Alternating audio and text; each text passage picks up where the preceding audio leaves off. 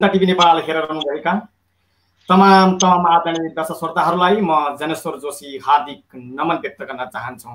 आज पनि हामी सबै विशेष कोभिड-19 कोरोना भाइरसको कारणले जुन विश्व मानव जगत एउटा भयभीत र आक्रामक भएको बेला जुन प्रवासमा नेपाली आमा बुवा दाजुभाइ दिदीबहिनीहरूले भोगिरहेका पीडा सम्बन्धित साथै अहिलेको जुन सीमा अतिक्रमण विषयमा विशेष बहस र छलफल गर्नेछौँ। आज हामीले हाम्रो स्टुडियोमा एक प्रभावशाली नेता, पूर्व सभासद, नेपाल कम्युनिस्ट पार्टीका प्रभावशाली नेता साथै संविधान सभा सदस्य आदरणीय व्यक्तित्व जनक बहादुर बुढाज्यूलाई हामीले हाम्रो स्टुडियोमा आमन्त्रण गरेका छौँ। सभासदज्यू, स्वागत हजुरलाई। नमस्कार। कुशल मङ्गल हुनुहुन्छ होला?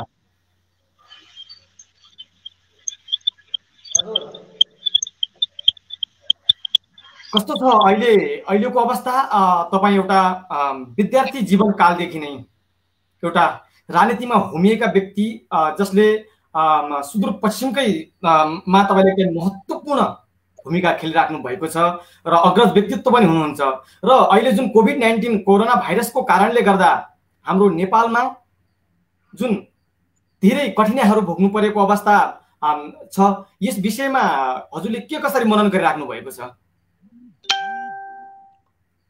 अब सर्वप्रथम त यो महामारी अहिले हाम्रो देशले मात्र होइन, सिङ्गो विश्वले यो महामारीका विरुद्ध कठिन सङ्घर्षका बीचबाट अगाडि बढ्नुपर्ने परिस्थिति सिर्जना भइरहेको छ।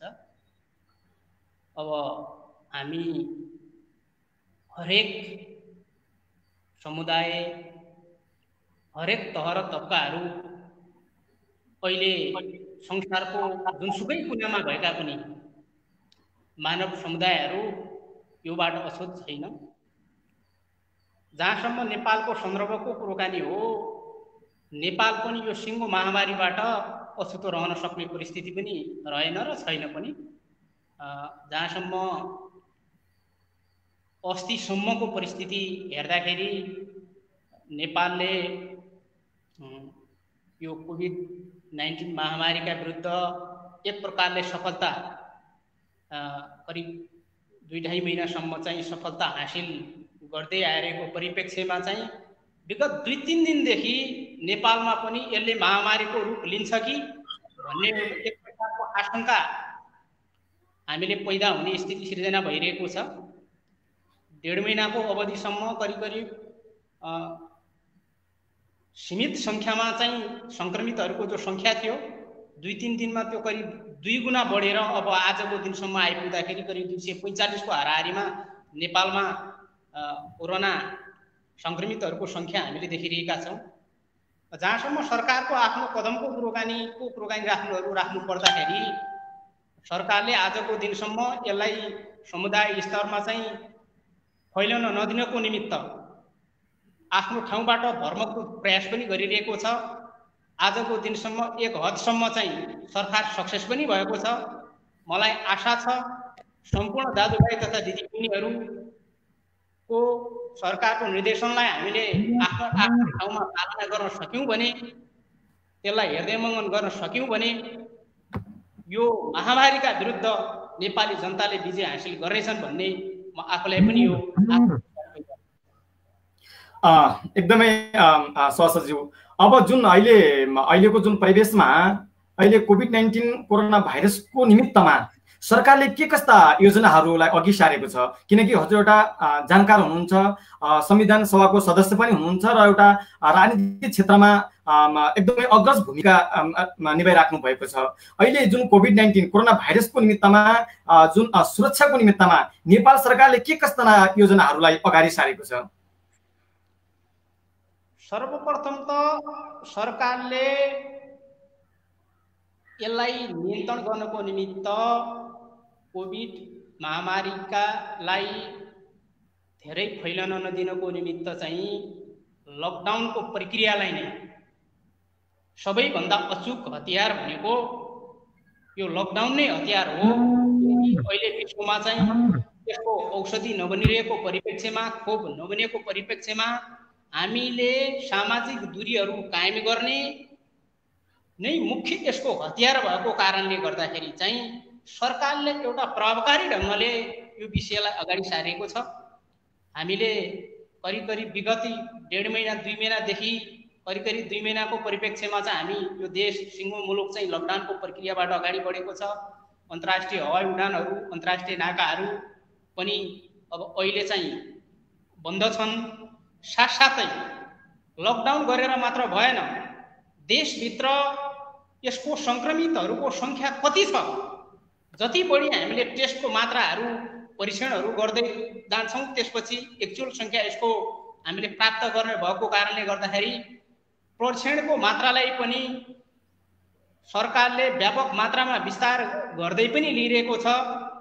विदेशबाट आएका हाम्रा दाजुभाइ तथा दिदीबहिनीहरूलाई चाहिँ टेस्ट गर्ने, सङ्क्रमितहरू भएका कन्ट्याक्टमा रहेकाहरूको परीक्षण गर्ने प्रक्रियालाई पनि सरकारले अगाडि बढाइरहेको छ। मुख्य रूपमा चाहिँ यसको नियन्त्रणको निमित्त सरकारले अब अहिले हामीले देखेको कदमहरू र अवलम्बन गरेको कदमहरू यिनै नै हुन्। साथै यो महामारीले सिङ्गो मुलुक, सिङ्गो विश्व एउटा प्रक्रियाबाट गइसकेपछि यसले मानव समुदायमा पारेका थुप्रै असरहरू देशभित्रै पनि सिङ्गो मुलुक नै एउटा लकडाउनको प्रक्रियाबाट अगाडि बढिसकेपछि विद्यालयहरू बन्द छन्, अफिसहरू, अधिकांश अफिसहरू बन्द छन्, कल कारखानाहरू बन्द छन्, मान्छेहरूले यातायातका साधनहरू बन्द छन्।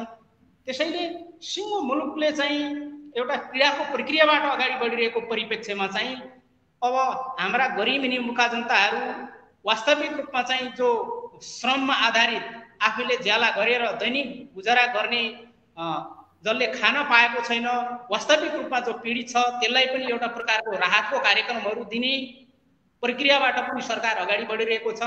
यति बेला सरकारको एउटा ध्येय के छ त भन्नुहुन्छ भने कठिनभन्दा कठिन परिस्थितिबाट हामी अगाडि बढे पनि कोही भोकबाट मर्नुपर्ने स्थितिको सिर्जना नहोस् भन्ने विषयवस्तुहरूमा चाहिँ अहिलेको सरकार गम्भीरतापूर्वक लागिरहेको छ। र हामीले पनि सरकारलाई, हाम्रो पार्टीको एउटा नेतृत्वको सरकार भएको कारणले गर्दाखेरि पनि जनतामा कमभन्दा कम कठिनाइहरू उत्पन्न हुने परिस्थितिको सिर्जना कसरी गर्न सकिन्छ, कमभन्दा कम दुःख हुने परिस्थितिको सिर्जना कसरी गर्न सकिन्छ भन्ने दिशातर्फ पनि सरकारले आफ्ना कदमहरू चाल्नुपर्छ भन्ने विषयवस्तुहरूमा पनि हामीले आफ्ना आवाजहरू उठाउँदै आइरहेका छौँ। यिनै परिप्रेक्ष्यबाट सरकार अहिले अगाडि बढिरहेको छ। एकदमै। अनि तपाईँ सुदूरपश्चिमबाट र बझाङ जिल्लाबाट सभासदमा निर्वाचित हुनुभएको र सभासदज्यू, अहिले जुन अहिलेको विषयवस्तु धेरैजनाहरू हामी यो कार्यक्रम पनि भारतको बेङ्गलोरबाट हामीले प्रसारण गरिरहेका छौँ, केही धेरै हाम्रो स्क्रिनमा देखाइरहेका छन्। भन्नुहुन्छ हामी प्रवासमा जुन नेपाली दाजुभाइ दिदीबहिनीहरू जुन अलपत्र अवस्थामा हुनुहुन्छ, तपाईँ एउटा युवा मनको ढुकढुकी पनि हो, सुदूरपश्चिमको युवा मनको ढुकढुकी पनि हो र युवाको लिडर गर्न सक्ने भिजन भएको एउटा व्यक्तित्वको रूपमा हामीले सम्पूर्ण दाजुभाइ हजुरलाई लिइरहेका छौँ। र जुन अहिले हाम्रा युवाहरू भारत लगायत अन्य खाडी मुलुक लगायत धेरै विदेशमा अलपत्र अवस्थामा परेका छन्, उहाँको जानुपर्ने बाध्यता अलगै थियो तापनि अब जुन कोभिड-19 कोरोना भाइरसको कारणले जसले आफ्नो रोटीरोजी गुमाएर अब हामी बाँचे पनि हाम्रै जन्मभूमिमा बाँच्न चाहन्छौँ, मरे पनि हाम्रै जन्मभूमिमा मर्न चाहन्छौँ भन्ने ती मजदुरको आवाजलाई नेपाल सरकारले त्यति गम्भीरतापूर्ण रूपमा नहेरिरहेको जस्तो देखाइरहेको छ। यो विषयमा हजुरले कसरी लिइराख्नु भएको छ?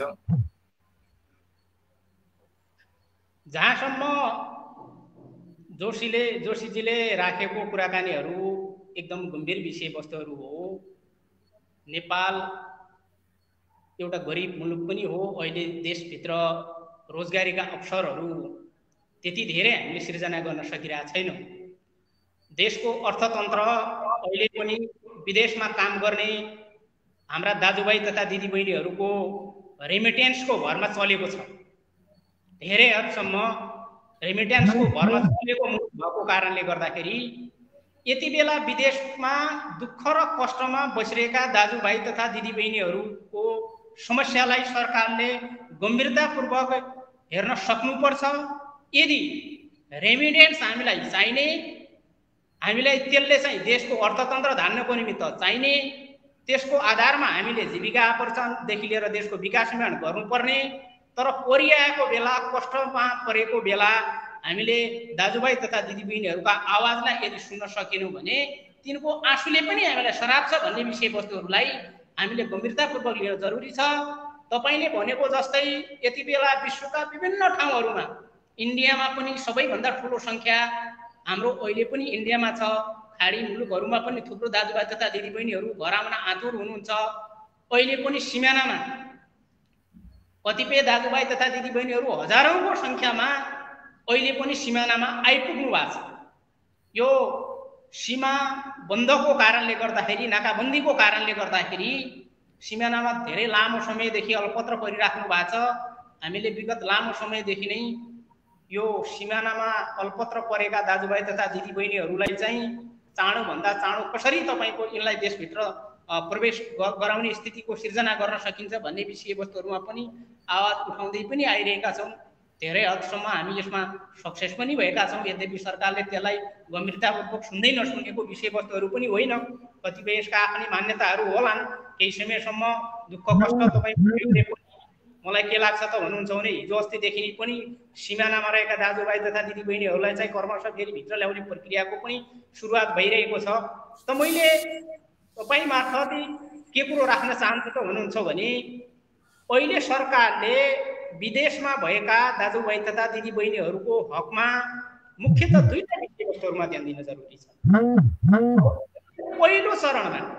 पहिलो चरणमा नेपालको सिमानामा अल्पत्र परेका दाजुभाइ तथा दिदीबहिनीहरू जो अहिले पनि पूर्व मेचीदेखि पश्चिम महाकालीसम्मको तराईको भूगोलमा नाकामा 10 गजाभित्र आएर अड्किएका छन्, तिनलाई चाँडो भन्दा चाँडो हुन त यसको सुरुवात जो अस्ति हिजो पनि बुटोल नाकाबाट चाहिँ 500-700 जना मान्छेहरूलाई चाहिँ भित्र ल्याउने कामको सुरुवात भएको छ। गड्डा चौकीबाट पनि करिब 1.25 को हाराहारीमा चाहिँ मान्छेहरूलाई भित्र ल्याउने प्रक्रियाको पनि सुरुवात भइरहेछ। मलाई लाग्छ हाम्रो बझाङको थलारा गाउँपालिकाका दाजुभाइहरू करिब 93 जना रामपुरमा जो अल्पत्र भइराख्नु भएको छ, तिनीहरूको आज चाहिँ उहाँलाई भित्र प्रवेश गराउने प्रक्रियाको थालनी भइरहेको विषयवस्तुहरू पनि म तपाईँ मार्फत अवगत गराउन चाहन्छु।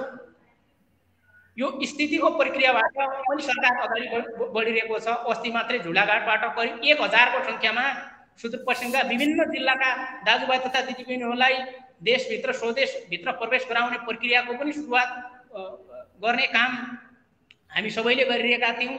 र मैले भन्न खोजेको कुराकानी के हो त हुनुहुन्छ भने पहिलो चरणमा आफ्नो काम गर्ने ठाउँबाट नेपाल जानको निमित्त हिँडेर 20 बाटोमा अल्पत्र परेका दाजुभाइ तथा दिदीबहिनीहरूलाई सरकारले जहाँ हुनुहुन्छ अविलम्ब तपाईको पहल गरेर देशभित्र ल्याउने, तिनीहरूको र्यापिड टेस्ट गर्ने र क्वारेन्टाइनमा राख्ने, एउटा सरकारको मापदण्डभित्र रहेर उहाँहरूलाई राख्ने। दोस्रो चरणमा चाहे इन्डिया होस्, चाहे तपाईको अन्य मुलुकहरू, इन्डिया बाहेकका मुलुकहरूमा भएका दाजुभाइ तथा दिदीबहिनीहरू उहाँहरूलाई जसले घर फिर्ता हुन खोज्नु भएको छ उहाँहरूको पनि एउटा लिस्टिङ गरेर कसरी हुन्छ चाँडो भन्दा चाँडो उहाँहरूको आवश्यकता, उहाँको चाहनालाई सम्बोधन गर्दै अब धेरै जसो दाजुभाइ तथा दिदीबहिनीहरूलाई अहिले के लागेको छ त भन्नुहुन्छ भने बरु मेरै गाउँठाउँको चिसो पानी खाएर, त्यहाँको हावा खाएर म मर्न चाहन्छु तर मलाई देशभित्र जाने वातावरण बन्नुपर्छ भन्ने जो आवाज छ, दोस्रो चरणमा सरकारले यो चरणलाई सिद्धाइसकेपछि, पहिलो चरणको कामहरू सिद्धाइसकेपछि दोस्रो चरणको कामहरूको बारेमा पनि सरकारले गम्भीरतापूर्वक गर्नुपर्छ भन्ने मलाई लागिरहेको छ। र त्यो दिशातर्फ हामीले सरकारको छलफल हेर्दाखेरि त्यो दिशातर्फ सरकारले केही समयभित्रै यो प्रक्रियालाई पनि सुरुवात गर्न चाहन्छ र सुरुवात गर्छ भन्ने म तपाईको बीचमा विश्वास दिलाउन चाहन्छु।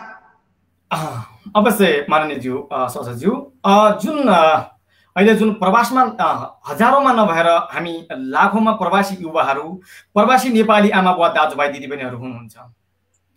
केही दिन अगाडिको जुन हाम्रो सम्माननीय प्रधानमन्त्रीज्यूले दिनुभएको अभिव्यक्ति र जुन भारत स्थित हाम्रो अभिभावकको रूपमा रहिराख्नु भएका राजदूतावास निलम्बर आचार्यज्यूको जुन अभिव्यक्ति सुन्दा कतै हामी प्रवासमा रहेका नेपाली दाजुभाइ दिदीबहिनीहरूलाई सौतेनी व्यवहार त गरिएको होइन कि, या त प्रवासमा रहेका यी नेपाली दाजुभाइ दिदीबहिनीहरू नेपाली होइनन् कि भन्नेसम्म पनि हामीले जो यत्रो आशा बोकेका थियौँ, हामीले 2/3 जुन हाम्रो सरकार, हाम्रो नेपाल सरकारले हामी अलपत्र रहेका नेपाली दाजुभाइलाई चाँडोभन्दा चाँडो उद्धार गर्छ भनेर हामी आशमै बसेका, प्रवासमा बसेका हामी नेपाली दाजुभाइ दिदीबहिनीहरूमाथि प्रधानमन्त्रीज्यूले जुन एउटा अभिव्यक्ति दिनुभएको थियो, जुन एउटा आफ्नो धारणा राख्नु भएको थियो, अहिले सिमानामा कडाइ गर्नुहोस् र भारतबाट नेपाली भित्र्याएमा चाहिँ कोरोना आउँछ है, कोरोना आउँछ भन्ने, अनि त्यही अनुसारमा हाम्रो भारतमा रहेको राजदूतावासले भारतमा कसै नेपालीलाई समस्या छैन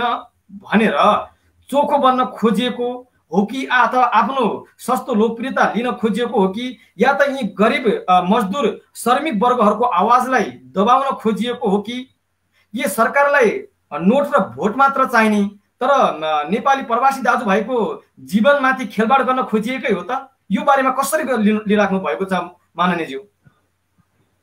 जहाँसम्म सम्माननीय प्रधानमन्त्रीको अभिव्यक्तिको प्रश्न छ, अब मलाई के लाग्छ भन्नुहुन्छ भने प्रवासमा बसेका विदेशमा बसेका दाजुभाइहरूप्रति गैर जिम्मेवारपूर्ण ढङ्गले यो अभिव्यक्ति दिएको हो भन्ने अर्थमा चाहिँ मलाई लाग्दैन। किनकि पहिले पनि हामी सबैले बुझ्न के जरुरी छ त भन्नुहुन्छ भने साँच्चै दुःख कष्टमा बसेका दाजुभाइहरू दिदीबहिनीहरूको हकमा हामीले मैले तपाईँको अगाडि राखे जस्तो यो दुईटा प्रक्रियाबाट सिमानामा भएकाहरूलाई तुरुन्तै ल्याउने र बाँकी दुःख कष्टमा भएकाहरूलाई पनि एउटा प्राथमिकता निर्धारण गरेर स्वदेशभित्र प्रवेश गराउने एउटा वातावरण बनाउने विषयवस्तुहरू नै हुन्छ। त अहिले विश्वमा पनि तपाईँ हामीले अरू देशहरूको स्थितिलाई सामान्यतः हेर्दाखेरि पनि मूलभूत रूपमा विभिन्न देशहरूले उद्धार पनि गरेका छन् आफ्ना नागरिकहरूलाई जो समस्यामा परेका छन् त्यसलाई गर्दै जाने विषयवस्तुहरू पनि हो। तैपनि हामी जुन ठाउँमा छौँ त्यहाँ सुरक्षित तरिकाले बस्ने विषयवस्तुहरू नै मुख्य विषयवस्तुहरू हो। यसले गर्दाखेरि नै हामी सबै सुरक्षित रहन सक्छौँ, हाम्रो गाउँठाउँ सुरक्षित रहन सक्छ, हाम्रो समुदाय सुरक्षित रहन सक्छ। यद्यपि भारतमा लाखौँको सङ्ख्यामा दाजुभाइ तथा दिदीबहिनीहरू छन्, मलाई के लाग्छ त भन्नुहुन्छ भने सबै आउन त आउँदैनन्, किनकि अब कतिपय विभिन्न प्रकृतिको हाम्रो जनसमुदायहरू त्यहाँ छ, कोही सिजनल प्रकारले जाने छ, कोही पर्मानेन्ट रूपमा चाहिँ त्यहीँ तपाईँको बसिरहेका छन्। सबै नेपाली दाजुभाइहरू अहिले आउन त चाहनु हुँदैन, तैपनि आउन चाहनेहरूलाई चाहिँ अब कर्मशः अब एक चरणको काम चाहिँ हामीले कति समयसम्म यसले टाइम लिन्छ, कतिसम्म यसले चाहिँ समस्या सिर्जना गर्छ भन्ने विषयवस्तुहरूमा हामी कोही पनि अहिले ठोकुवाका साथ भन्न सक्दैनौँ।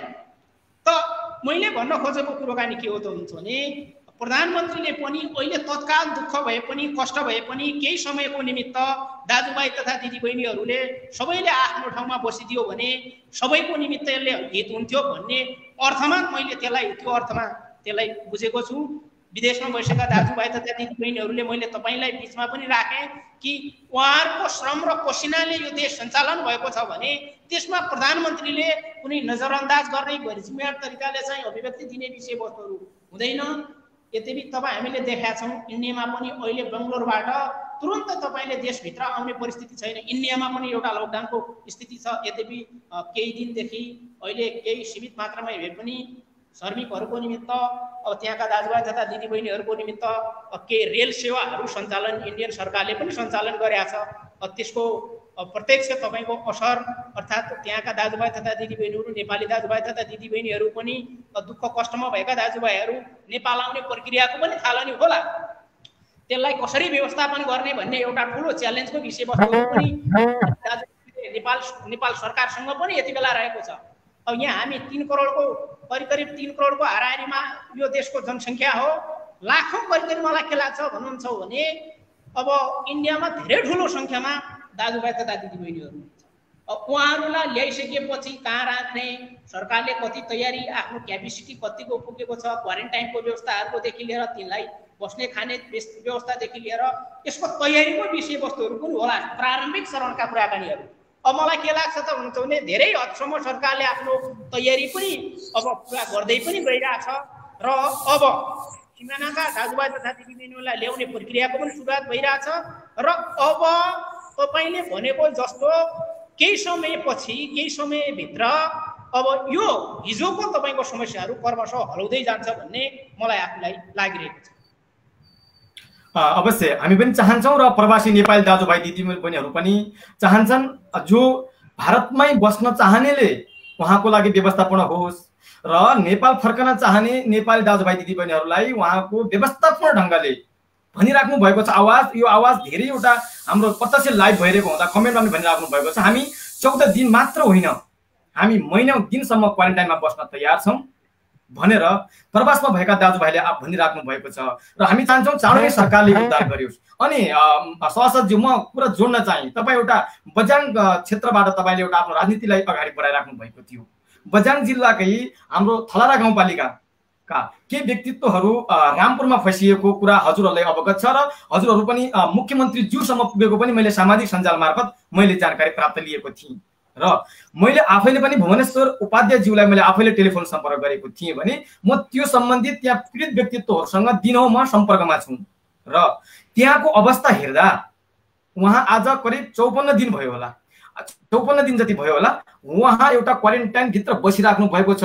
बस्दा बस्दै हाम्रो एउटा नेपाली बहिनी, नेपाली आमा, नेपाली छोरीले एउटा सन्तान पनि जन्माएकी छिन् क्वारेन्टाइन भित्रै र एउटा त्यही भित्र हामीले खबर सुन्नमा आएको छ एउटा गर्भपतन पनि भएको छ र धेरै जस्तो व्यक्तित्वहरूले उहाँहरूले म फोनमा कुरा गर्दा अब हामी यदि चाँडै पनि हामीले सरकारले उद्धार नगरे हामी आत्महत्या गर्न पनि बेर छैन भनेर ती पीडित व्यक्तित्वहरूले हामीसँग त्यस्ता गुनासाहरू दिइरहेका छन् र अनि यूपीको जुन मुख्यमन्त्रीजी हुनुहुन्छ आदित्यनाथ योगीजीले आफ्नो ट्विट मार्फत जानकारी गराउनु भएको छ हिजो अस्ति मात्रै। हामी नेपाली दाजुभाइ दिदीबहिनीहरू हुनुहुन्छ भने हामी 22 सम्म हामी छाड्न सक्छौँ, त्यो व्यवस्थापन गर्न सक्छौँ भनेर मुख्यमन्त्रीज्यूले पनि आफ्नो ट्विटमा द्वारा व्यक्त गर्नु भएको छ।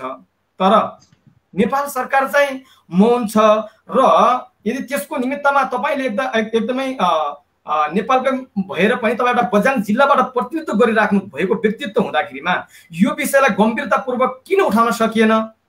होइन, उहाँलाई 14 दिन मात्र नभएर अब करिब 2 महिना पुग्दैछ भने उहाँहरूको निमित्तमा के कस्तो अबको लागि उद्धारको लागि कार्य भइरहेको छ माननीयज्यू? जोशीजी, यो धेरै गम्भीर कुरो पनि हो तपाईँले राखेको विषयवस्तुहरू। अब धेरै विलम्ब भयो, झुलाघाट तर्फका दाजुभाइ तथा दिदीबहिनीहरूलाई हामीले करिब समयमै उद्धार गर्न नसके पनि अलि चाँडो हामीले त्यहाँको दाजुभाइ तथा दिदीबहिनीलाई चाँडो उद्धार गर्ने सफल भयो। तर रामपुरबाट हामीले आजको दिनसम्म पनि उहाँहरूलाई देशभित्र भित्राउन सकिरहेको अवस्था छैन। यो विषयवस्तुहरू तपाईँहरूको अगाडि राख्नु पर्दा अब हामीलाई नै तपाईँको एउटा शर्मिन्दा हुने परिस्थिति सिर्जना भएको छ, किनकि यति लामो अवधिसम्म चाहिँ तपाईँहरूले के गर्नुभयो, त्यहाँका जनप्रतिनिधिहरूले के गर्नुभयो, तपाईँहरू पनि सबै जिम्मेवार मान्छेहरू हो भन्ने विषयवस्तुहरू तपाईँहरूलाई लाग्नु स्वाभाविकै हो। अब यतापट्टि जहाँसम्म मुख्यमन्त्रीज्यू लगायतको विषयवस्तुहरू छ, मुख्यमन्त्रीज्यूले पनि यो विषयवस्तुहरूमा गम्भीरतापूर्वक पहल गर्नुभएको हो। हाम्रो जिल्लाबाट प्रतिनिधित्व गर्ने अहिले माननीय तपाईँको भैरबहादुर सिंहज्यू हिजो अस्तिसम्म पनि तपाईँको के हो हुनुहुन्छ भने गृह मन्त्रालयमा धाइराख्नु भएको थियो। प्रदेशमा प्रतिनिधित्व गर्ने हाम्रा माननीयज्यूहरू हामी लगायतको टिम त यता मुख्यमन्त्रीज्यू लगायतदेखि लिएर यता हामी डेलिगेसनमा हामी दिनहुँ गइरहेकै परिस्थिति सिर्जना भएको। त्यसैले प्रदेशको अधिकार क्षेत्रभित्रको यो विषयवस्तुहरू थिएन, अन्तर्राष्ट्रिय मामला लगायतका विषयवस्तुहरू यिनी सङ्घीय सरकारकै मातहतका विषयवस्तुहरू भएको कारणले मुख्यमन्त्रीज्यूले के अरे पहल गर्ने, केन्द्रसँगै पहल गर्ने विषयवस्तुहरू रहन्थ्यो। उहाँले आफ्नो ठाउँबाट पनि पहल गर्नुभयो र जसको परिणाम अब ढिलै भए पनि ढिला भयो, हामीलाई पनि दुःख लागेको छ। समयमै हामीले उहाँहरूको तपाईँको उद्धार गर्न सकेनौँ। तर मलाई के लाग्छ त भन्नुहुन्छ भने मैले आज मात्र हिजो मात्रै खबर पाइसकेको उहाँहरूको नामाकरणहरू लिस्टिङ गर्ने कामहरूको पनि सुरुवात भइसकेको छ र आज बेलुकासम्म मलाई के लाग्छ त भन्नुहुन्छ भने अन्यथा परिस्थिति सिर्जना भएन भने कहिलेकाहीँ प्राविधिक समस्याले पनि सिर्जना गर्न सक्छ, उहाँहरूलाई भित्र ल्याउने अनुमति प्राप्त भइसकेको छ र उहाँहरू आज बेलुकासम्म चाहिँ मलाई के लाग्छ भन्नुहुन्छ भने नेपाल प्रवेश गर्ने परिस्थितिको सिर्जना हुन्छ भन्ने मलाई आफूलाई लागिरहेको छ। कुनै अन्यथा कहीँ कतै केही प्राविधिक कारणले भए मात्रै हो। जहाँसम्म मैले एउटा कुरो कानी तपाईँ मार्फत के राखौँ त भने कतिपय ठाउँमा इन्डियन सरकारले चाहिँ हाम्रा दाजुभाइ तथा दिदी बहिनीहरूमाथि अलिकति अन्यायपूर्ण प्रकारको व्यवहार गरिरहेको हामीले सामाजिक सञ्जालमा पनि सुनिरहेका छौँ। यो भनेको के हो त भन्नुहुन्छ भने जोशीजी, म तपाईँ मार्फतै म त्यहाँ भएका दाजुभाइ तथा दिदीबहिनीहरू सबैलाई के अनुरोध गर्न चाहन्छु र के जानकारी गराउन चाहन्छु त भन्नुहुन्छ भने WHO को अहिलेको मान्यता के हो त भन्नुहुन्छ भने जो कुनै पनि दाजुभाइ तथा दिदीबहिनीहरू इन्डियन दाजुभाइ तथा दिदीबहिनीहरूलाई अहिले पनि हामीले आफ्नो ठाउँमा नेपाल सरकारले क्वारेन्टाइनमा राखेर उहाँलाई खुवाउने बसाउनेदेखि लिएर उनीहरूको परीक्षण गर्ने कामहरूदेखि लिएर उहाँहरूको उपचार गर्ने कामहरू गरिदिएको छ भने इन्डियन सरकारले पनि हाम्रा दाजुभाइ तथा दिदीबहिनीहरूलाई अलपत्र परेका दाजुभाइ तथा दिदीबहिनीहरूको पनि कुनै तपाईँको लापरवाही नगरिकन उहाँहरूलाई नहेपिकन उहाँहरू तपाईँहरूलाई खुवाउन सकिँदैन। मैले उता रामपुरतिरको हो कि रामनगरतिरको एउटा सामाजिक सञ्जालमा एउटा देखाएको थिएँ भिडियो, त्यहाँको पुलिसहरूदेखि लिएर सायद त्यहाँको स्थानीय तहका पदाधिकारीहरू हुनुपर्छ, तपाईँहरूलाई हामी खुवाउन सक्दैनौँ भन्ने प्रकारको एउटा अभिव्यक्ति हामीले सुनेका थियौँ। यो अन्तर्राष्ट्रिय मूल्य मान्यताका खिलाफ छ। अहिलेको विश्व स्वास्थ्य सङ्गठनले पनि हरेक ठाउँमा भएका दाजुभाइ तथा दिदीबहिनीहरूलाई हरेक देशको नागरिकहरूलाई आफ्नै देशका नागरिक सरह व्यवहार गर्ने एउटा मान्यता हो, एउटा नीति हो, एउटा नियम हो। त्यसैले यो विषयवस्तुहरू पनि हामीले बुझ्न जरुरी छ। त्यसैले मैले तपाईँको बिचमा राख्ने विषय के हो त भन्नुहुन्छ भने म एउटा बझाङको एउटा नागरिक भएको कारणले गर्दाखेरि बझाङबाट हुन त अब सिङ्गो देश भित्रकै हाम्रा नेपाली दाजुभाइ तथा दिदीबहिनीहरू इन्डियामा अल्पत्र परेका छन् भने उहाँहरूलाई उद्धार गर्ने विषयवस्तुहरूमा मद्दत पुर्याउने विषयवस्तुहरू त्यसको दायित्व मेरो पनि एउटा दायित्व हो। जहाँसम्म म बझाङकै एउटा स्थानीय बासिन्दा भएको कारणले गर्दाखेरि चाहिँ रामपुरमा बसेका दाजुभाइ तथा दिदीबहिनीहरूले दुःख पाएको विषयवस्तुहरूमा पनि हामीले पीडा अनुभूत गरेका छौँ। हामी लाग्दाखेरि पनि नलागेको होइन, जनप्रतिनिधिहरू लगायत देखेर त्यहाँका सबै दाजुभाइहरूले लाग्दाखेरि पनि अब अलि कता कता के नमिलेर हो यस्तो स्थिति भएको छ। देशैभरि अरू ठाउँहरूमा पनि भएको छ सिमानामा होइन, हामीले अलिकति विलम्ब भयो। त्यो भएको कारणले गर्दाखेरि चाहिँ अब आजसम्म विलम्ब भए पनि सम्भवतः अब आज बेलुकासम्म चाहिँ यो विषयवस्तुहरू टुङ्गिन्छ भन्ने विषयवस्तुहरू म तपाईँको बिचमा राख्न चाहन्छु। एकदमै यो त ती रामपुरमा फसिरहेका ती दाजुभाइहरूको लागि एकदमै तपाईँले शुभ खबर गुड न्युज सुनाउनु भयो, यसको लागि म हृदयदेखि नै सम्मान व्यक्त गर्न चाहन्छु। अनि माननीयज्यू, विदेश जुन अहिले कोभिड-19 एउटा भारत र नेपालमा मात्र नभएर कोभिड-19ले विश्व मानव जगत नै भयभीत तुल्याएको छ र विश्वका हरेक कन्ट्रीहरूले देशहरूले अरू पनि एउटा विमान पठाएर चाहिँ लगिरहेको अवस्था छ। तर हाम्रो नेपाल सरकार यति दाजुभाइहरू कराउँदै पनि हामी बाँच्न चाहन्छौँ, हामीलाई बचाउनुहोस् भन्दै गर्दा पनि भित्र्याउन नसक्नु र यति यो कार्यमा ढिलाइ सुस्ती गर्नुमा तपाईँ के देख्नुहुन्छ यसलाई?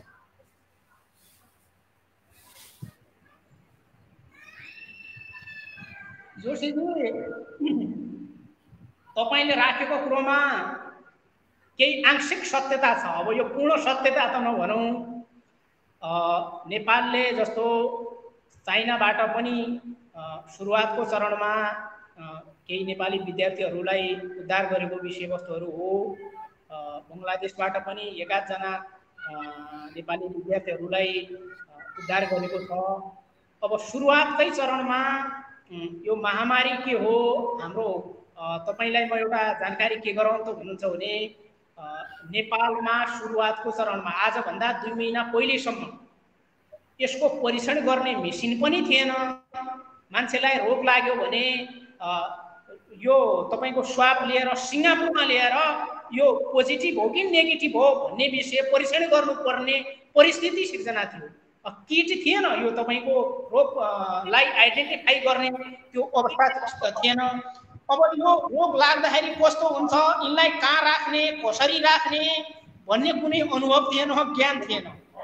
एकाएक चाइनाको तपाईको वुहान क्षेत्रबाट यो विश्वभरि फैलिसकेपछि सुरुवातको चरणमा हामीले चाहेर पनि त्यो ल्याउन सक्ने परिस्थिति थिएन होला लाग्छ सरकारले। अब विश्वमै लकडाउन अब कतिपय ठाउँहरूको स्थिति के हो त हुन्छ भने सुरुवातको चरणमा विभिन्न अन्तर्राष्ट्रिय तपाईँको उडानहरू तपाईँको बन्द भएको छ, पुरा एउटा महामारीको रूप लिइसकेपछि अब यो के हुने हो भन्ने मान्छेले सोच्न नसक्ने परिस्थितिको पनि सायद सिर्जना भयो होला जस्तो लागिरहेको छ। जहाँसम्म अब अहिले तपाईँले भनेको जस्तो अब कतिपय खाडी मुलुकहरूमा हाम्रा दाजुभाइ तथा दिदीबहिनीहरू देशभित्र तपाईँको फर्कन चाहने, यहाँको सरकारले पनि त्यति मात्र होइन, हामी तपाईँहरूको एयरपोर्टमा हामी छोड्छौँ है, त्यहाँसम्म पुर्याइदिन्छौँ भन्ने विषयवस्तुहरू पनि आएका छन्। सरकार अब हामीले अब बुझ्ने विषय के हो त हुनुहुन्छ भने अब यो कुरोकानी आएको पनि सायद अब केही हप्ता भइसकेको छ।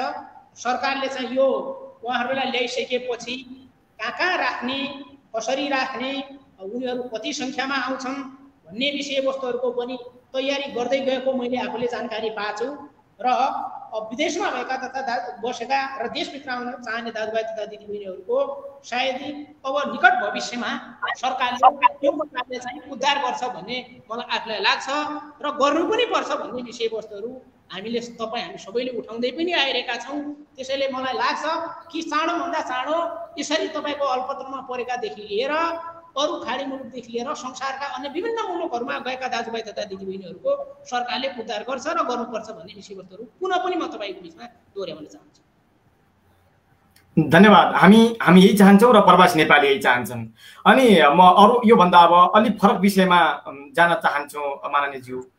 जुन अहिले एक त विश्व मानव जगत नै कोभिड-19ले गर्दा महामारी फैलिरहेको छ, यो सँगसँगै नेपालको जुन सीमा अतिक्रमण नेपाल त बुरो चटेरामा पर्यो नि त, किनभने अहिले जुन नेपालको जुन सीमा अतिक्रमण भइरहेको छ र यहाँ जुन भारत सरकारले एउटा कालापानी लिपुलेक हुँदै बाना सरोवरसम्मको जुन सडक उद्घाटन गर्नुभयो भिडियो कन्फरेन्सद्वारा है, तर नेपाल सरकारले अलि यो प्रतिमा चासो र चिन्तन नदेखाएको पनि जस्तो लागिरहेछ।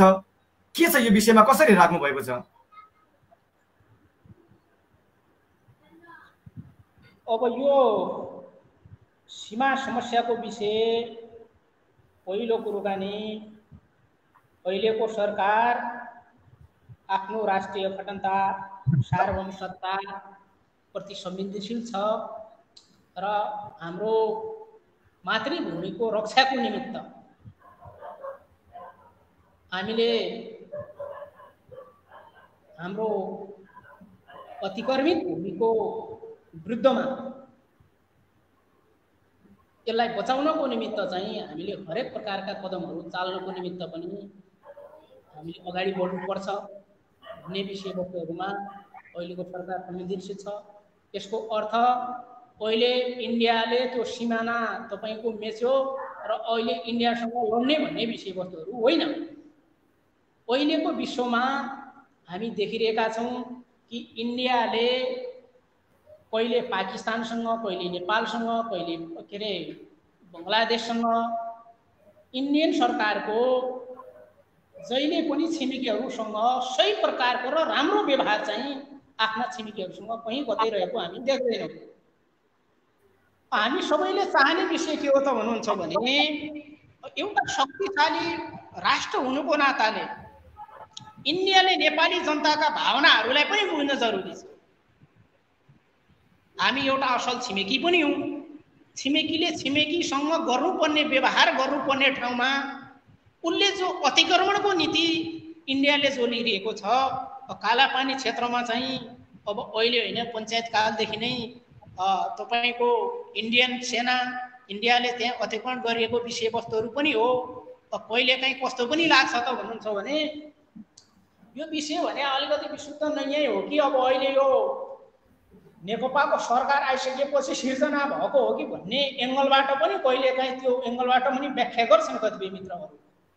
त हिजो मात्र सरकारले यो विषयवस्तुहरूमा सीमा अतिक्रमणको विषयवस्तुहरू जो छ यो प्रति संवेदनशील भएर देशभित्रका सबै राष्ट्रिय मान्यता प्राप्त राजनीतिक दलका सबै प्रमुखहरू, पूर्व प्रधानमन्त्रीहरू लाई बोलाएर एउटा सर्वदलीय सर्वपक्षीय टाइपको एउटा मिटिङको आयोजना गर्यो हाम्रो प्रधानमन्त्रीज्यूले। र त्यो मिटिङको पनि एउटा निष्कर्ष के हो त भन्नुहुन्छ भने इन्डियाले अतिक्रमण गरेको भूगोल भनेको नेपालको भूगोल हो। नेपालमा यसमा कुनै राजनीतिक पार्टीहरुमा दुई मत छैन, सबै के मानेमा एकमत छन् त भन्नुहुन्छ भने इन्डियाले त्यो नेपालको भूगोल मिचेको हो, त्यो गलत गर्यो। त्यसकारण नेपाल सरकारले उच्च स्तरमा कूटनीतिक ढंगले वार्ता गरेर परिणाममुखी परिणाम निकाल्नु पर्दछ भन्ने एउटा हिजो साझा निष्कर्ष, सर्वदलीय निष्कर्ष पनि हो। जहाँसम्म सरकारले यो भन्दा अगाडि पनि जहाँसम्म मोदी सरकारले लिम्पियाधुरा कालापानी क्षेत्र लगायतको क्षेत्रलाई समेटेर चाहिँ आज भन्दा 2-3 महिना पहिले करिब ठ्याक्कै डेट त मलाई अलिकति याद भएन, उसले जो आफ्नो राजनीतिक नक्सा निकाल्यो त्यति बेला पनि नेपाल सरकारले चाहिँ तीव्र विरोध जनायो, कूटनीतिक नोट पठायो, वार्ता गर्नको निमित्त इन्डियासँग पटक पटक हामीले आग्रह पनि गर्यौं। इन्डिया अहिले वार्ताबाट पनि भागिरहेको छ। अब अस्ति यो तपाईको कालापानी क्षेत्रमा जो अहिले मानस सरोवरतिर जाने जो बाटो बनाइरहेको छ, त्यो बाटो बनाइसकेपछि पनि हामीले अर्थात् नेपाल सरकारले तीव्र आपत्ति जनाइसकेपछि इन्डियाले के भन्यो त भन्नुहुन्छ भने अब यो विषय यो हुन त भूगोल त हाम्रै हो, तर यो बारेमा अब कन्फ्युजन के छन् भने वार्ता हामी कोभिड-19 को महामारी पछि हामी यो वार्ता गरौँला भन्ने प्रकारको जवाफ आयो भन्न हामी सुन्यौं। त नेपाल सरकारले के जवाफ पठायो त भन्छ नि बडा संवेदनशील विषय हो, हामी यो महामारीसम्म हामी पर्खन सक्दैनौँ, यो हाम्रो भूगोल हो, तपाईहरुले हाम्रो भूगोल बिर्सनु भएको छ भन्ने विषयवस्तुहरू नेपाल सरकारले कडाइपूर्वक राखेको छ। हिजो मात्रै म तपाईलाई एउटा कुराकानी के जानकारी गराउँ त भन्नुहुन्छ भने नेपालको इतिहासमा पहिलो पटक यो सरकारले कालापानी नजिकको क्षेत्र ब्यास गाउँपालिकाको छाङ्ग्रु भन्ने ठाउँमा चाहिँ सशस्त्र प्रहरीको टोली त्यहाँ स्थापना गरेको छ सीमा सुरक्षाको निमित्त।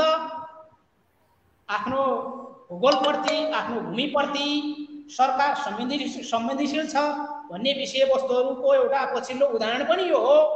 त मैले तपाईको बीचमा अर्को कुरो पनि के पनि राख्नु त हुन्छ भने देशका पूर्व मेचीदेखि पश्चिम महाकालीसम्म थुप्रै ठाउँमा इन्डियाले हाम्रो भूमि मेचेको छ।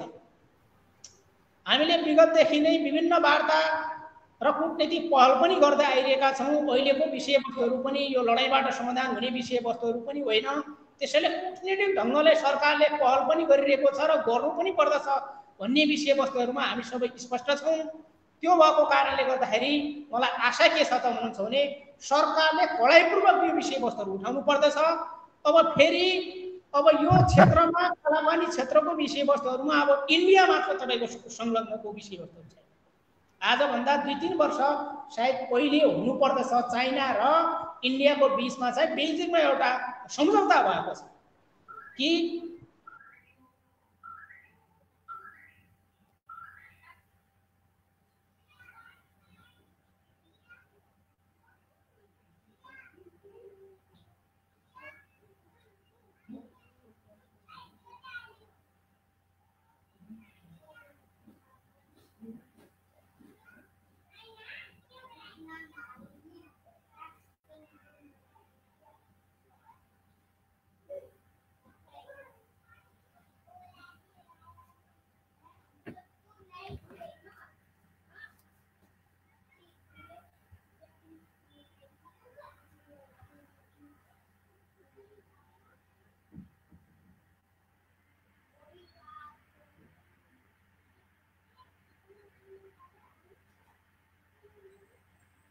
उहाँको फोन डिस्कनेक्ट भएको छ।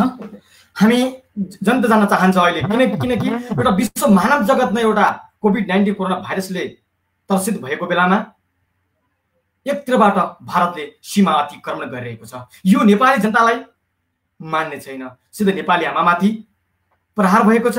नेपाली भूमि मिचिएको छ, यो सम्बन्धीमा के गरेको छ नेपाल सरकार, हामी यो जान्नको निमित्तमा माननीय ज्यूसँग प्रत्यक्षमा हामी बहसमा थियौँ र हामी पुनः पनि उहाँलाई जोड्ने कोसिसमा छौँ। उहाँको लाइन चाहिँ डिस्कनेक्ट भएको छ, हामी उहाँलाई अझै जोड्ने प्रयासमा छौँ, किनभने उहाँ एउटा संविधान सभाको सदस्य गरिमा पदमा बस्नुभएको व्यक्ति र राजनीतिक जीवनकालदेखि नै सङ्घर्ष गरेर अगाडि जानुभएको एउटा विशिष्ट व्यक्ति हुनुहुन्छ, आदरणीय व्यक्तित्व जनकबहादुर बुढाजी, जो उहाँ नेपाल कम्युनिस्ट पार्टीका नेता पनि हुनुहुन्छ।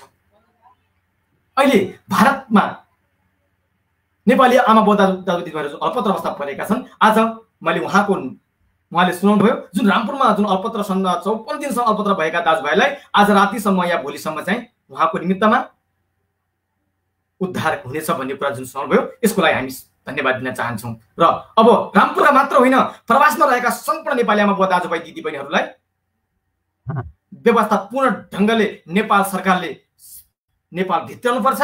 उहाँलाई 14 दिन मात्र नभएर 2 महिनासम्म क्वारेन्टाइनमा राखियोस्। तर नेपाली जनता दाजुभाइहरूलाई यदि नेपाल फर्कन चाहने नेपाली आमा बुबा दाजुभाइ दिदीबहिनीहरूलाई नेपाल प्रवेश गराउनुपर्छ। सरकारले 1 गराउनुपर्छ, 2 गराउनुपर्छ, 3 गराउनुपर्छ, नत्र भने प्रवासमा रहेका नेपाली दाजुभाइ दिदीबहिनीहरूले नेपाल सरकारले लागू गरेको लकडाउनलाई पनि तोडेर जानेछन्। म यो कुरा पनि प्रश्न गर्न चाहन्छु।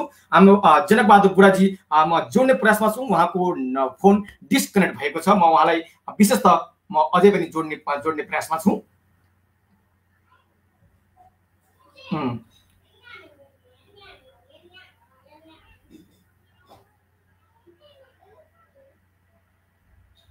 उहाँसँग म फेरि पनि पुनः जोड्ने प्रयासमा छु, किनभने हामी जुन अहिले विश्व एउटा मानव जगत कोभिड-19 कोरोना भाइरसको कारणले एउटा त्रसित भएको बेलामा, भयभीत भएको बेलामा भारतको जुन दादागिरी,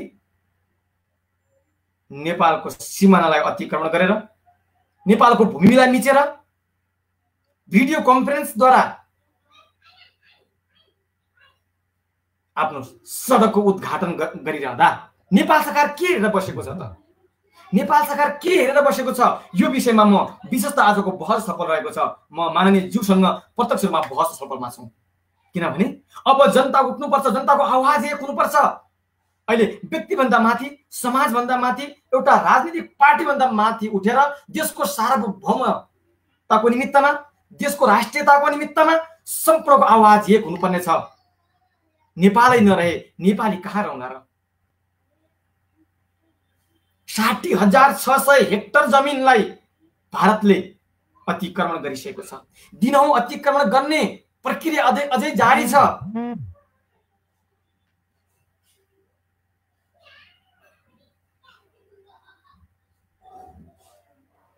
तर नेपाल सरकार मौन भएर बसेको छ। के यो कुरा नेपाली दाजुभाइले मान्ने छ त?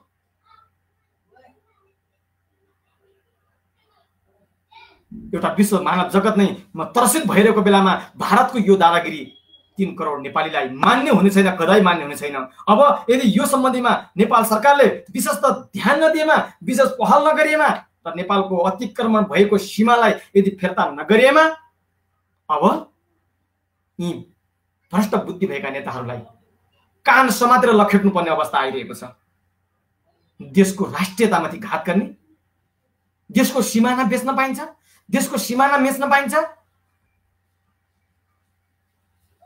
के यो 2-4 टाउके टुकिलेहरूको वीरता हो?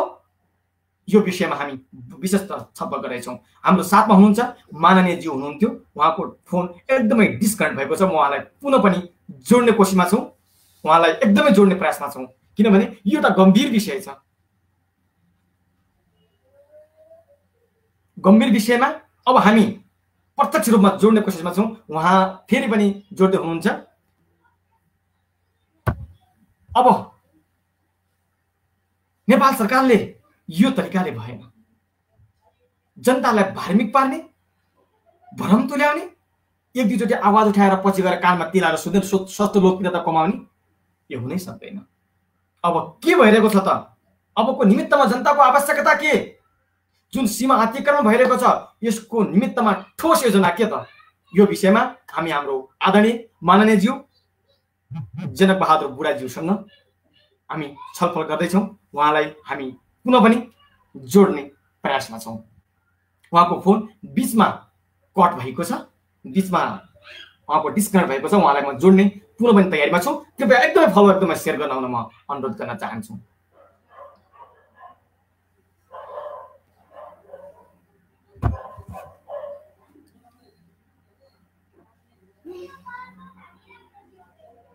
एउटा देशमतिमै आघात भइरहेको छ, देशको सिमानाहरू मिचिरहेको छ, देशमा भोकमारी फैलिरहेको छ, देशका सिमानामा हजारौं नेपाली आमा बुवाहरू हामी बचाउनुहोस्, हामी बाँच्न चाहन्छौँ भन्दै गर्दा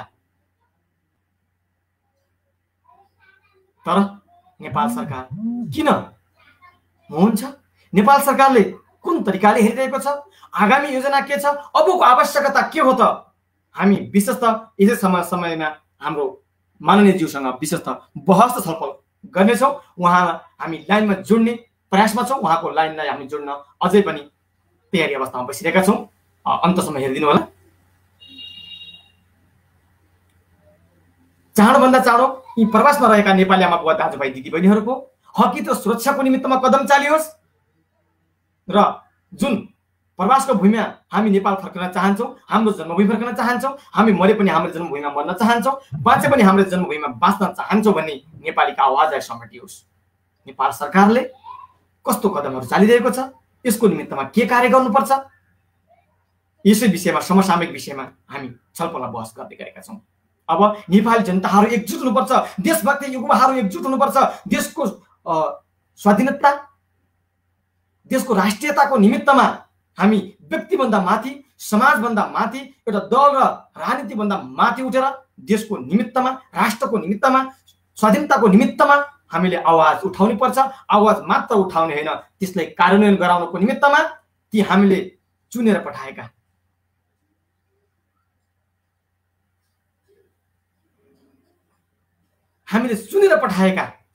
हाम्रो मतदान दिएर पठाएका, हाम्रो मतदान दिएर पठाएका, मतदानको मतलब हो मत भनेको विचार, दान भनेको दान। हाम्रो विचारलाई दान गरेर हामीले त्यो स्थानसम्म पुर्याएका हाम्रा नेताहरू के गर्दैछन्, मन्त्रीहरू के गर्दैछन्, आउनुहोस् सिधा जनता आवाज कार्यक्रममा यो विषयमा विशेष बहस हुनेछ। जनता टिभी नेपाल हेरेर रहनुभएका तमाम आदरणीय दर्शक श्रोताहरूलाई म जनेश्वर जोशी हार्दिक नमन व्यक्त गर्न चाहन्छु। भारतको बेङ्गलोरबाट यो कार्यक्रमहरू प्रत्यक्ष रूपमा हरेक दिन हामी लाइभमा जोडेका छौँ। हाम्रो माझमा हुनुहुन्छ, आइसक्नु भएको छ, पुनः पनि आइसक्नु भएको छ,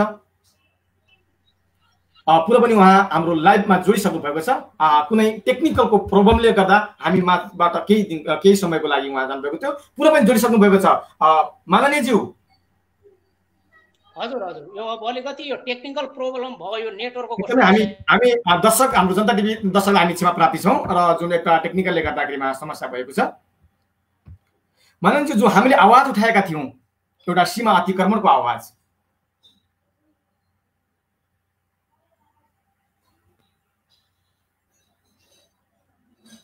सुनिराख्नु भएको छ?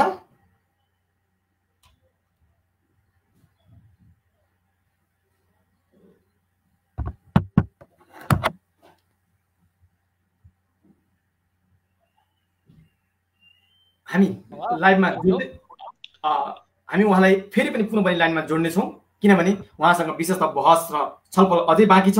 मूलभूत विषयमा उहाँसँग हामी बहस गर्दैछौँ। उहाँ हुनुहुन्छ नेपाल कम्युनिस्ट पार्टीका एउटा प्रभावशाली नेता, पूर्व सांसद, संविधान सभाका सदस्यजी हुनुहुन्छ, आदरणीय व्यक्तित्व जनक बहादुर बुढाजी हुनुहुन्छ।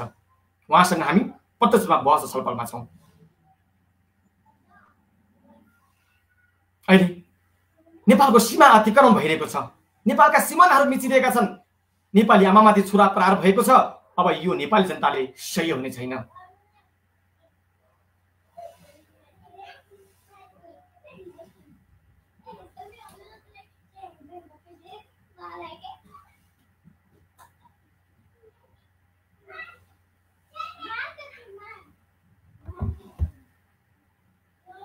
उहाँसम्म हामी अझै पनि उहाँको फोन डिस्कनेक्ट भएको छ, उहाँलाई हामी पुनः लाइनमा जोड्ने कोसिसमा छौँ। नेटवर्कले त्यति समय साथ दिइरहेको छैन, यसको लागि हामी क्षमा प्राप्ति छौँ। र अबको जुन विषयवस्तु रहनेछ, एउटा अहिले विश्व मानव जगत नै कोभिड-19 कारणले प्रवासमा हाम्रा नेपाली आमा बुवा दाजुभाइ दिदीबहिनीहरू समस्या परेको र यसै सम्बन्धीमा भारत सरकारले सीमाहरू मिचिरहेको अवस्थामा हाम्रा आदरणीय व्यक्तित्व हुनुहुन्छ जनबहादुर बुढाजीसँग हामीले प्रत्यक्ष बहसमा जोडेका थियौँ, उहाँ फेरि पुनः जोडिसक्नु भएको छ। माननीयज्यू, हजुरले एउटा गम्भीर विषय उठाइराख्नु भएको थियो, जुन सीमा अतिक्रमण विषयमा सरकारले केही योजनाहरू गरिरहेको छ र आफ्नो कार्यलाई अगाडि बढाइराख्नु भएको छ भन्छ, त स्वागतको कुरा छ। तर कतै कतै मलाई यो कुरा सुन्दा त त्यति सान्दर्भिक लागिरहेको छैन, किनभने भारत सरकारले लकडाउनकै समयमा सीमाको नाका मिचेर उसले उद्घाटन गर्न सक्ने है, तर हाम्रो सीमा मिचिएकै बेलामा हाम्रो नेपाल सरकारले चाहिँ के आवाज उठाउँदा कोभिड-19 सकिएपछि, कोरोना भाइरसको लकडाउन सकिएपछि बहस गरौँला भन्दा कतै यो भित्र कुनै कूटनीतिक तत्त्व या त कुनै त्यस्तो नेपाल सरकारका हाम्रा ती नेताहरू प्रतिको कमजोरी त होइन कि, या त भारतले नेपाली नेताहरूलाई कुनै एम्बुसमा त राखेको छैन कि, त्यो पहिल्यैदेखि हो भने जुन कुराहरू आइरहेको छ अहिले मिडियामा र हाम्रो केही विशिष्ट व्यक्तित्वहरू हाम्रो अभिभावकहरू हुनुहुन्छ है, उहाँले भनिरहँदै गर्दा अब हामी कोभिड-19 सकिएपछि यसको बहस गरौँला हैन, अनि प्रधानमन्त्रीजीले पनि यो कुरा मैले कतै पढेको थिएन भन्ने एउटा कुरा, यो पहिल्यैदेखि नै थियो भन्ने अर्को कुरा, यी सबै कुराहरूलाई सम्मिश्रण गर्दाखेरिमा कतै नेपालका हाम्रो अग्रज व्यक्तित्वहरूलाई भारतका सरकारले भारतले नेपाली नेताहरूलाई एम्बुसमा त राखिएको छैन कि भन्ने जनताहरूमा एक कौतूहलता जागिरहेको छ। यो विषयमा प्रश्न दिनुहोस् माननीयज्यू। अब इन्डियन सरकारको जहिले पनि एउटा प्रकारको विस्तारवादी नीति नै हो। उसले जहिले पनि नेपालको सिमानालाई एकीकरण गर्दै आएको विषयवस्तुहरू तपाईँ हाम्रो अगाडि नै प्रष्ट भएकै विषयवस्तुहरू हो। जहाँसम्म नेपाली राजनीतिक पार्टीहरू र नेपाली सबै राजनीतिक पार्टीका लिडरहरू के मानेमा क्लियर हुनुहुन्छ त भन्नुहुन्छ भने यो भूमि अतिक्रमित भूमि हो, अतिक्रमण गरेकै हो यो भूमिलाई भन्ने विषयवस्तुहरूमा पनि हामी क्लियर छौँ।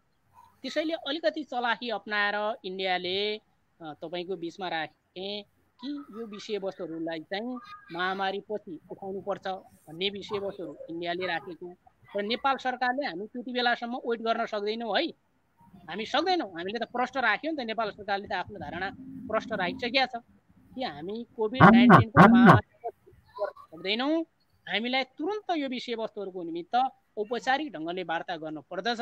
यो विषय भूमि यो हाम्रो भूमि हो भन्ने विषयवस्तुहरूमा हामी क्लियर छौँ र यो विषयवस्तुहरूमा हामीले प्रष्ट ढङ्गले राखिसकेको सन्दर्भमा चाहिँ यसमा कहीँ कतै कन्फ्युजन हुन जरुरी छैन।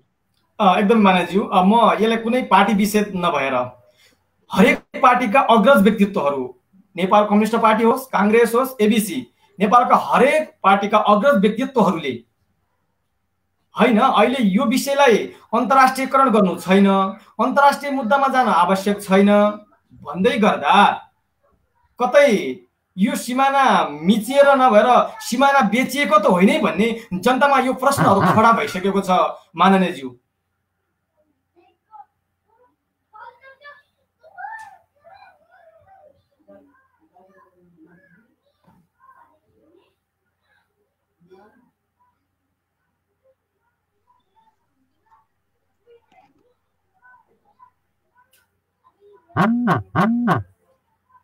हजुर हजुर माननीयज्यू सुनिराख्नु भएको छ?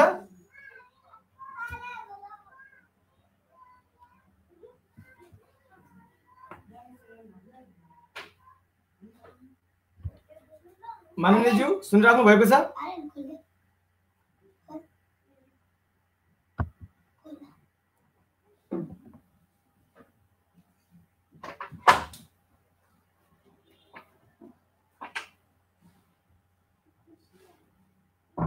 माननीयज्यू उहाँको केही डिस्कनेक्ट भएको छ, उहाँलाई म पुनः पनि याद गर्न अनुरोध गर्न चाहे। हामी विशेष त बसमा छौँ, हामी के कार्यक्रमको अन्त्यतिर पनि आइसकेका छौँ, तर मूल मुख्य विषय के म उहाँसँग सोध्न गइरहेको छु त्यसको हामी उत्तर लिएरै छोड्नेछौँ र जनता टिभी नेपालका सम्पूर्ण दर्शक श्रोताहरूलाई हामी प्रत्यक्ष रूपमा जानकारी गराउनेछौँ। नेपालको सिमाना मिचिएको हो कि बेचिएको यो सम्बन्धीमा विशेष त म केही कुराहरू माननीय ज्यूसँग राख्न गइरहेको छु। यदि सिमाना मिचिएकै हो भने हामी 3 करोड नेपाली जनताहरू त्यो सिमाना नाकामा आहुति दिन तयार छौँ। नेपाल सरकारले जनतासँग प्रष्ट भन्न सक्नुपर्यो। होइन बेचिएकै हो भने पनि यो कुराहरू प्रष्ट पार्नु पर्यो। नेपाली जनताको आँखामा छारो हाल्ने कामहरू गर्नु हुँदैन। नेपाल सरकार नेपाली जनतामाथि भ्रम फैलाउन मिल्दैन। नेपाल सरकार नेपालको जुन भूमिलाई भूभागलाई बेच्न पाउने अधिकार कसैको पनि छैन, कसैको विरुद्ध पनि होइन। किनभने हामी धेरै सयौँ हामी सहनसम्म सयौँ, अति सयौँ। 60,600 हेक्टर जमिन निषेधासम्म सयौँ। अरे बाबा, लकडाउनको समयमा मान्छे आफ्नो जीव ज्यानलाई जोगाउन लागिरहेको बेला यही मौका छोपेर हाम्रो सीमा अतिक्रमण गरेर चाहिँ मिचेर सडकै उद्घाटन गरिदिने, त्यतिसम्म हुँदा पनि हामीले कुरा गरेकै छौँ है, गर्दैछौँ है, हुन्छ है भनेर हामीले एउटा जनतालाई आश्वासन दिएर मात्र बस्ने। यो विषयमा म कुरा गर्दैछु। हाम्रो माननीयजी हुनुहुन्छ जनकबहादुर बुढाजीसँग प्रष्टाउनु पर्छ। अब यो सीमा मिचिएको हो या त बेचिएको हो? जनता आवाजले यही कुरा उठाइरहेको छ। जनता टिभी नेपालबाट प्रत्यक्ष प्रसारण भइरहेको जनता आवाज कार्यक्रममा हामी यो विषयमा विशेष बहस छलफल गर्नेछौँ। अब यदि सरकारले पनि यो विषयमा जान सकिएन भने अब सम्पूर्ण नेपाली दाजुभाइ दिदीबहिनीहरू व्यक्तिभन्दा माथि उठेर, समाजभन्दा माथि उठेर, राजनीतिक दलभन्दा माथि उठेर देशको स्वाधीनता, राष्ट्रियता, सार्वभौमत्वमा प्रति वफादार रही नेपालको सीमा अतिक्रमणलाई रोक्नुपर्छ। भारतले अतिक्रमण गरिरहेका सीमानाहरू फिर्ता हुनुपर्छ, नेपाली भूमिहरू फिर्ता हुनुपर्छ। 3 करोड नेपालीले यही चाहिरहेको छ। तर नेपाल सरकारले मौन त दिइरहेको र सरकारलाई भ्रमित पारिरहेको कुरा हामीले प्रष्ट रूपमा देखिरहेका छौँ। यसै विषयमा म हाम्रो आदरणीय व्यक्तित्व जनकबहादुर बुढाज्यूसँग, माननीयज्यूसँग हामी प्रत्यक्ष छलफल गरिरहेका छौँ। उहाँ पुनः पनि जोडिसक्नु भएको छ।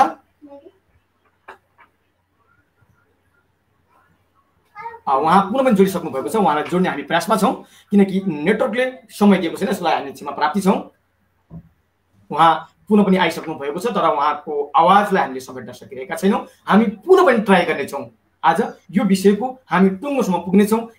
उहाँ एउटा युवा मनको ढुकढुकी हो, युवा मनको व्यक्तित्व हुनुहुन्छ, एउटा प्रभावशाली नेता हुनुहुन्छ, जसले परिवर्तन चाहनुहुन्छ, देशको लागि सकारात्मक सन्देश दिनुहुन्छ। त्यस्ता व्यक्तित्व हुनुहुन्छ जनकबहादुर बुढाज्यू। उहाँसँग हामी प्रत्यक्ष रूपमा बहस गरिरहेका छौँ, तर उहाँको आवाज सुनिरहेको छैन। म उहाँलाई पुनः पनि कट गरेर फेरि जोड्न अनुरोध गर्न चाहन्छु। सुनिरहेछ, मैले सुनिरहेछु। उहाँको केही पनि देखाइरहेको छैन हामीसँग।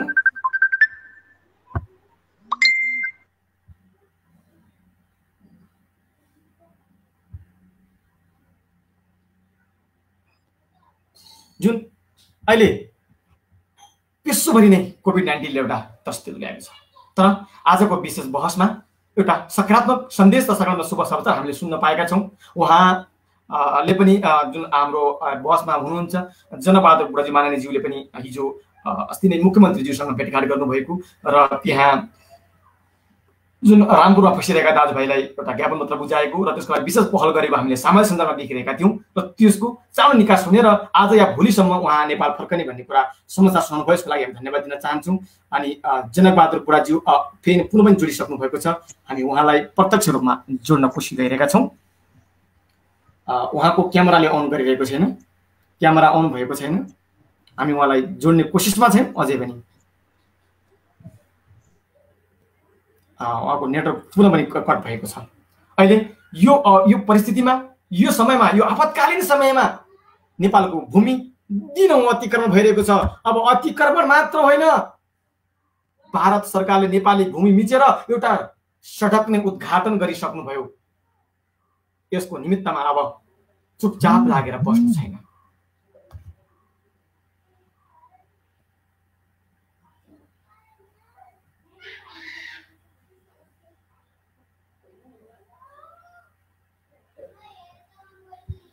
आइसक्नु भएको छ जनकबहादुर बुढाजी, हाम्रो माझमा आइसक्नु भएको छ। माननीयज्यू आइसक्नु भएको छ।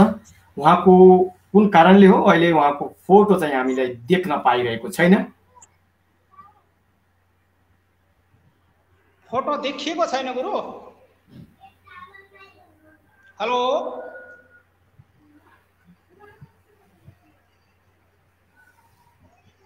हेलो माननीयज्यू सुनिराख्नु भएको छ हाम्रो आवाज? सुनिरहेको छु मैले त, तपाईँलाई एकदम सुनिरहेको छु। केही पनि सुनिएको छैन, उहाँको आवाज नै एकदमै डिस्कनेक्ट भएको छ। यसको लागि हामी एकदमै क्षमा प्रार्थी छौँ। पुनः जोड्ने कोसिसमा छौँ। हामी कार्यक्रमको अन्तिम तर्फ छौँ।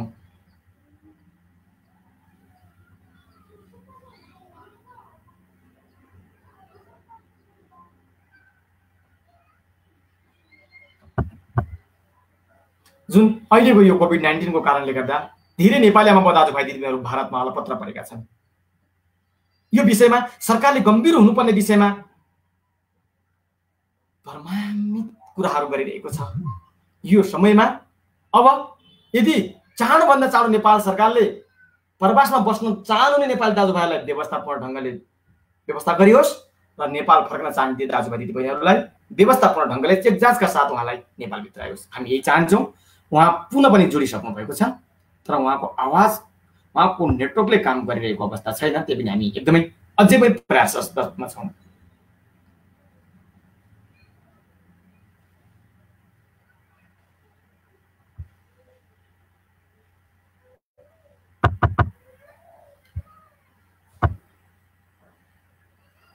माननीयज्यू सुनिराख्नु भएको छ हाम्रो आवाज?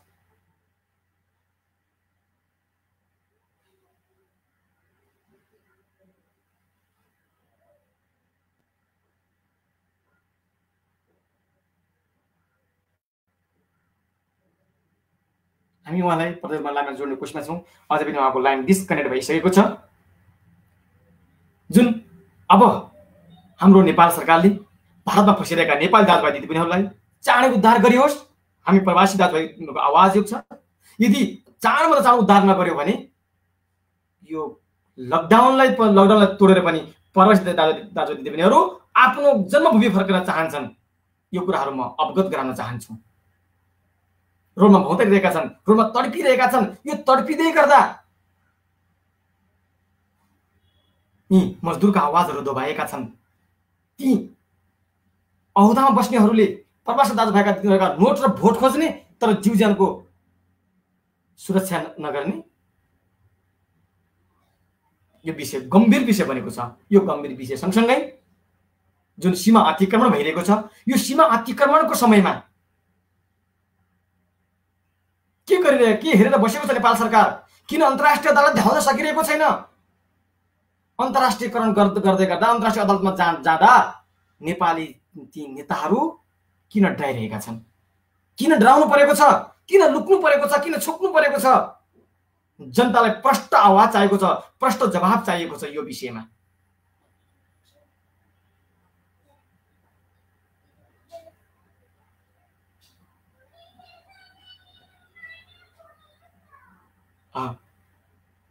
यो विषयमा म उहाँलाई जोड्ने पुनः पनि प्रयासमा गर्दै गरेको छु। अन्तिम समयमा चाहिँ हामी एकै पोइन्टमा छौँ। अब उहाँसँग हामी प्रत्यक्ष रूपमा कुरा गर्नको निमित्तमा यदि सकिन्छ भने हामी प्रयास गर्ने कोसिसमा छौँ। उहाँको नेटवर्कले काम नगरिरहेको अवस्था छैन। उहाँ काठमाडौँबाट प्रत्यक्ष रूपमा हामी समक्ष लाइभमा जोडिएका छन् र आजको विषयवस्तु कोभिड-19 कोरोना भाइरसको कारणले मानव जगत नै तरङ्गित भएको बेला प्रवासमा रहेका दाजुभाइ दिदीबहिनीहरूलाई सरकारले के गरिरहेको छ र सीमा अतिक्रमण विषयमा चाहिँ सरकारको भूमिका के कस्तो छ भन्ने विषयमा विशेष हामी बहस छलफलमा थियौँ।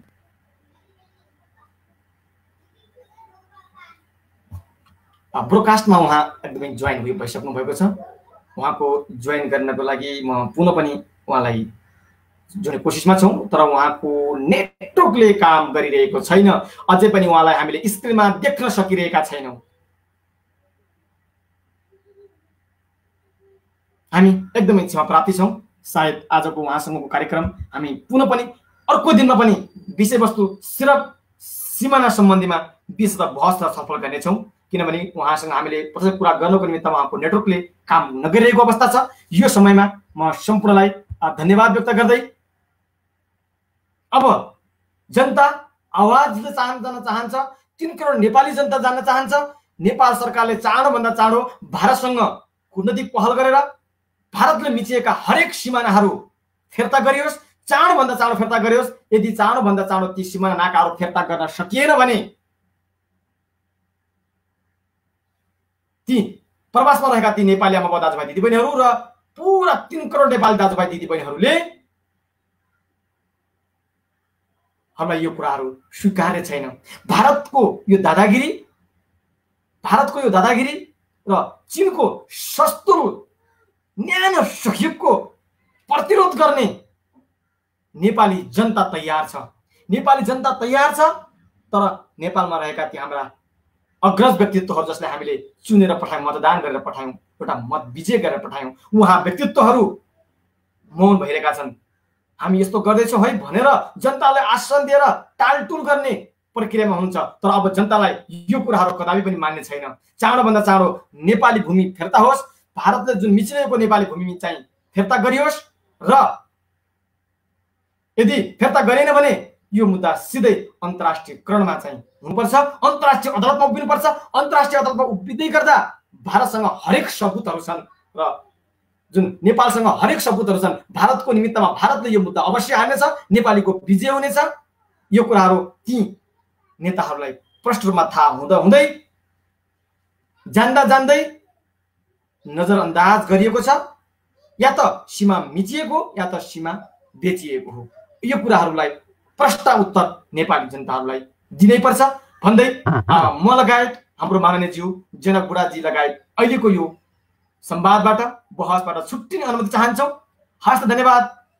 जय नेपाल, जय पशुपतिनाथ, जय चन्द्र सूर्य।